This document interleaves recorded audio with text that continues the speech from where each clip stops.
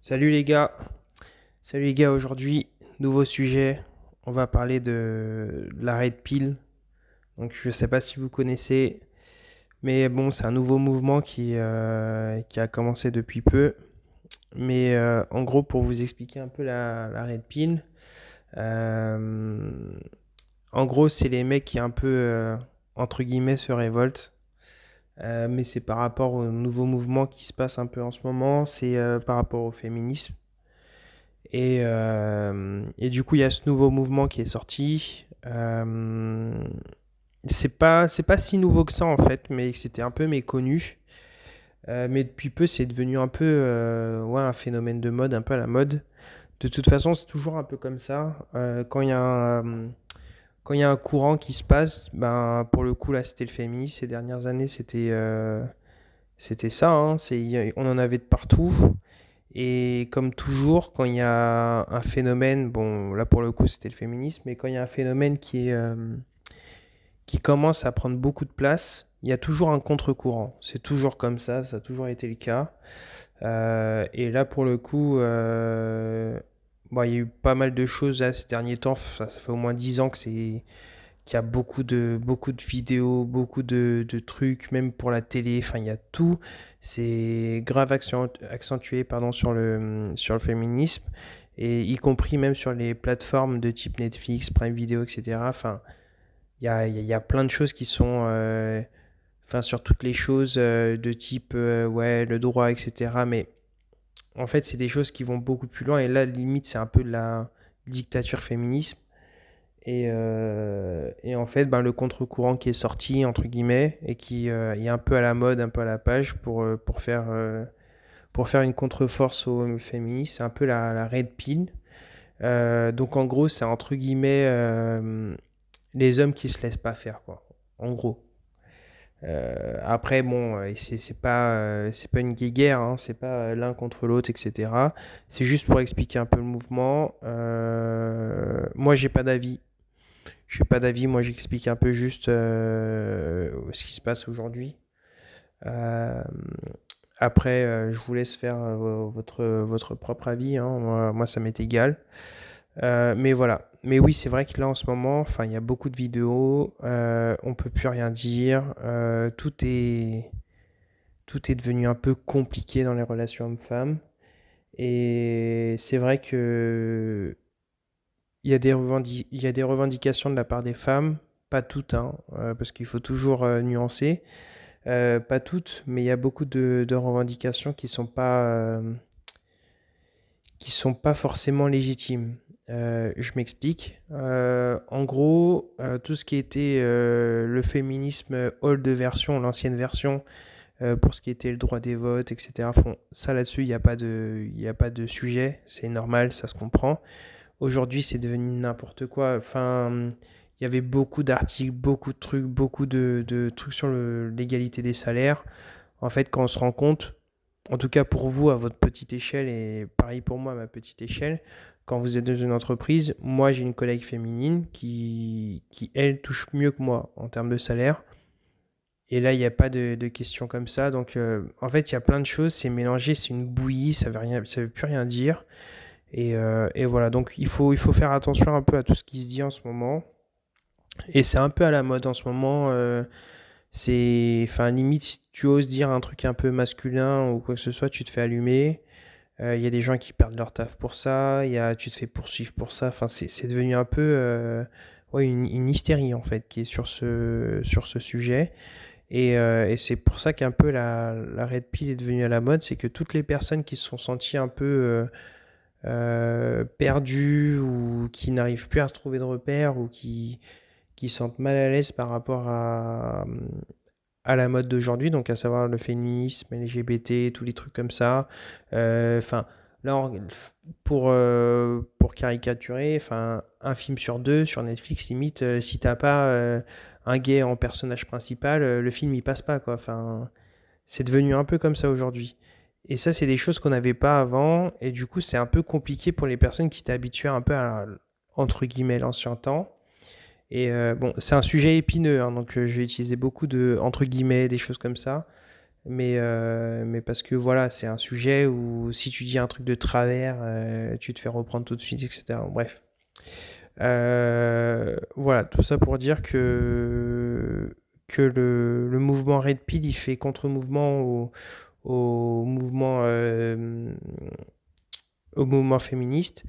Et bah, il y a des personnages, donc des influenceurs ou des personnages qui ressortent un peu plus sur ce mouvement de type Andrew Tate. Et on va avoir quelques petites conversations sur ça.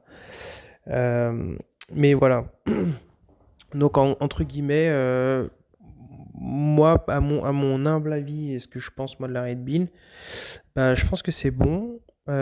C'est une bonne chose qu'il y ait des choses comme ça qui sortent parce que pour les personnes qui sont entre guillemets en manque de repères, qui ont envie de voir un peu autre chose du sujet principal et ce que tout le monde dit, ça fait du bien de voir un peu de la nouveauté entre guillemets et des choses sur lesquelles on peut s'accrocher quand on n'est pas en accord avec ben, ce qui se dit. Voilà, et donc ça fait du bien d'avoir ce contre-courant. Après, il faut faire attention aussi à ne pas devenir extrême, comme tout courant politique, comme toute pensée, peu importe, dès que tu deviens extrême, ça devient compliqué. Que ce soit les féministes d'un côté ou les personnes qui sont sur la red pill de l'autre. En fait, il faut juste savoir nuancer, savoir se doser, pas être non plus sur des choses, ouais, en mode en guerre, quoi, une petite guerre de cours de récré. Et voilà. Mais du coup, moi, je consomme beaucoup de vidéos Red Bull parce que je trouve ça intéressant. Euh, j'ai remarqué aussi, à mon échelle, ça ne concerne que moi, j'ai remarqué aussi que pour les filles qui disent non, moi je veux un mec entre guillemets efféminé ou qui est en accord avec tous les mouvements LGBT ou qui bouge pas d'un poil, qui est pas trop viril, etc. J'ai remarqué à mon humble échelle qu'en fait c'était pas vrai et que le mouvement Red Pill ça a rendu un peu plus viril beaucoup de mecs. Beaucoup de mecs. Et au final, en fait, c'est du contenu qui est consulté par ouais, énormément de personnes. Et j'aime bien illustrer un peu désolé pour les messages. J'aime bien illustrer un peu ce que je dis par rapport à des anecdotes. Et pour la petite anecdote, je vais vous raconter une histoire d'un pote qui a découvert le contenu Red Pill et ça l'a un peu changé. Ça a été assez drôle à voir. Donc moi j'aime bien observer, tu vois. Donc moi je suis toujours comme ça, je suis sur le retrait, je regarde un peu, j'observe, je vois ce qui se passe. Et pour vous expliquer un peu le gars, donc ça c'était à l'époque où j'étais sur Paris, donc on va l'appeler Antoine. Donc Antoine, c'était un putain de charreau par excellence. Donc il draguait à fond, et on aimait bien sortir en soirée. Donc on faisait les bars de Paris, on sortait dans les boîtes, etc. Et en fait, ce mec-là, au tout début, on va dire, ouais, il y a 7 8 ans, quand on commençait à sortir, je trouve qu'il se débrouillait pas mal. Il allait voir les filles au culot, il leur parlait, etc. Et il arrivait à les draguer assez facilement, il prenait des numéros et tout, c'était cool.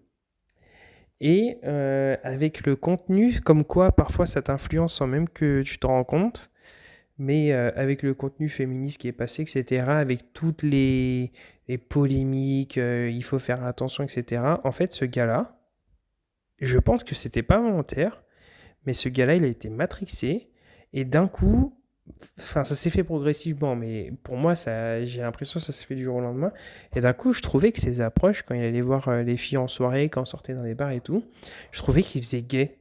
Et en fait, je vous explique comment il allait voir. En gros, il faisait coucou les filles.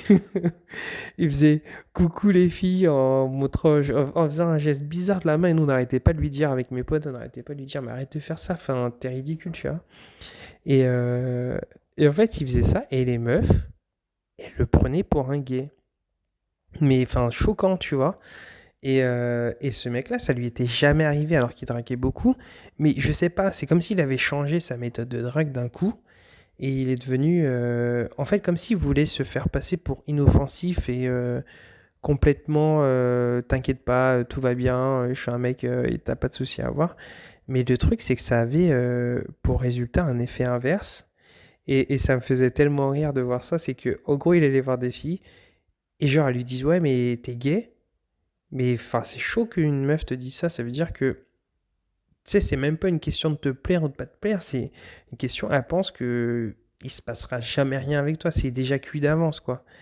Et en fait, ça me faisait trop rire parce que ce mec-là, il essaie de gérer des filles. Et il y a une fille qui dit, ouais, mais t'es gay. Une autre qui dit, t'es gay. Je suis, attends. Ça peut être une exception. Une deuxième fois, bon, c'est peut-être, t'as pas eu de chance. Troisième fois, je sais, il y a un problème dans ton approche, mec. Et il me dit, ouais, mais je comprends pas et tout. Et en fait, c'est devenu dans sa nature. Et le mec, il s'en est pas rendu compte, mais nous, quand on le voyait, on lui dit, mais arrête de faire ça. Enfin, vas-y en mode normal, quoi. Enfin, pas, ne fais pas trop le mec, non, mais t'inquiète pas, t'as rien à craindre de moi. Enfin, ça sert à rien. Tu vas voir une fille en soirée, elle sait qu'elle va se faire aborder. Enfin, fonce et assume qui tu es, tu vois. Et bref, ça lui a pris, franchement, ça lui a pris un moment, hein. Ça a été une phase, franchement, pendant 2 ans au moins. Et il se rencontrait, il n'arrivait plus à gérer, il comprenait pas pourquoi. Et il a découvert justement ce contenu Red Pill, il a commencé à changer par rapport à ça. Euh, bon, ça va mieux aujourd'hui, il le fait plus son délire et les filles ne pensent plus qu'il est gay.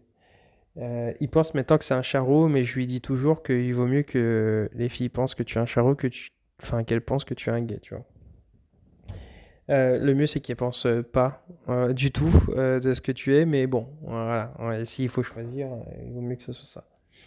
Et bref, donc aujourd'hui, ça va un peu mieux. Et en fait, je me dis, par rapport à ce que j'ai vu, par rapport à mon pote, à la petite échelle que c'est un phénomène enfin, qui a dû arriver à beaucoup de mecs, ou tu sais, quand tu te fais friendzoner pour certains mecs, j'en avais parlé sur l'autre vidéo, mais quand tu te fais friendzoner aussi parce que t'as pas été assez viril, t'as pas été assez masculin, t'as pas été assez...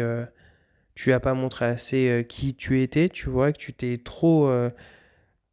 c'est trop... Ouais, trop neutre en fait, ou trop féminin. Enfin, la meuf, elle a pas envie de sortir avec sa copine, tu vois, genre elle a envie de sortir avec le sexe opposé, comme nous les mecs, on a envie de sortir avec une fille qui est très féminine. Moi, une fille qui est masculin, elle m'intéresse pas. Moi, je sors pas avec mes bonhommes, tu vois, je sors pas avec des bonhommes. Si c'est un garçon manqué, ça m'intéresse pas. Moi, je veux une fille qui prend soin d'elle, etc.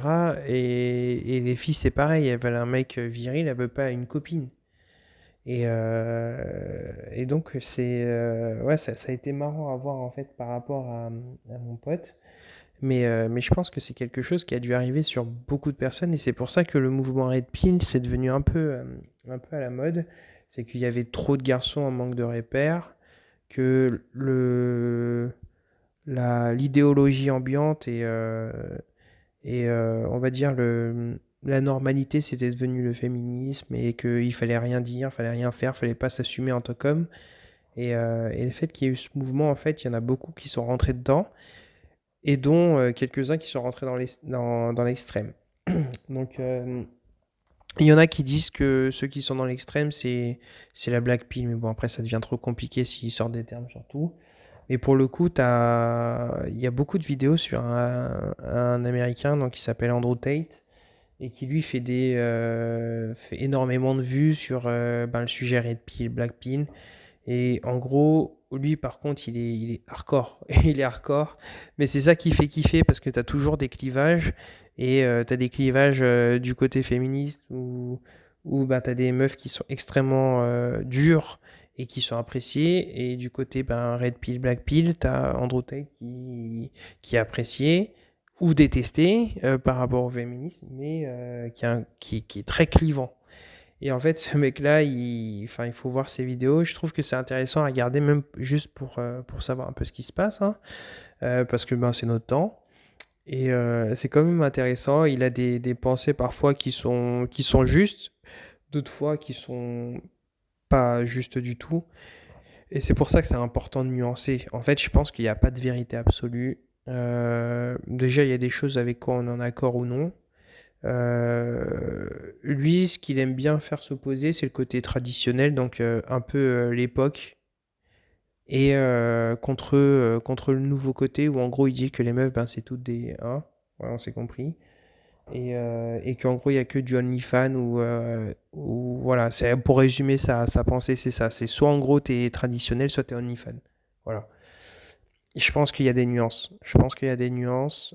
C'est pas tout blanc ou tout noir. Et je pense que même dans les filles qui sont... Parce que quoi qu'il arrive, on n'est plus en 1900, on n'est plus... Voilà, c'est une nouvelle époque, il faut s'adapter à son époque, je pense. Et il y a du bon dans le côté traditionnel, et il y a du bon dans la modernité. Moi, je pense qu'il faut faire un juste mélange des deux. Qu'il y a des très très bons côtés dans le côté traditionnel, à savoir la famille, enfin le fait d'élever ses enfants avec des bonnes mœurs.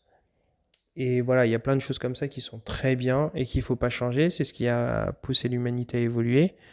Et après, il y a des choses qui ne sont plus à cette époque, notamment le fait que enfin, la femme ne pouvait pas faire grand-chose. Si tu remontes dans les vieilles années, genre en mode 1900, etc., la meuf, elle pouvait pas sortir toute seule, quoi. Enfin, j'exagère volontairement, mais c'est un peu ça. Et je pense qu'on n'est pas obligé d'être dans des extrêmes comme dans l'un ou dans l'autre, mais il peut y avoir un juste milieu. La fille peut faire absolument ce qu'elle veut, mais tout en ayant une morale, tu vois, enfin, pas à faire la 1-1. Voilà, parce que ça n'a aucun intérêt ni pour elle, ni pour toi en tant qu'homme, parce que si toi, son copain, t'as aucune fierté à avoir une fille qui fait des OnlyFans ou des trucs comme ça, moi ça m'intéresse pas, et je pense que pour beaucoup de mecs ça les intéresse pas. Voilà. Donc je pense que ce qui est bien d'avoir, c'est un juste milieu des deux mondes. Et puis voilà. Donc ouais, moi le côté Red Pill, j'aime bien pour m'en informer. Parce qu'il y a des choses intéressantes qui se disent.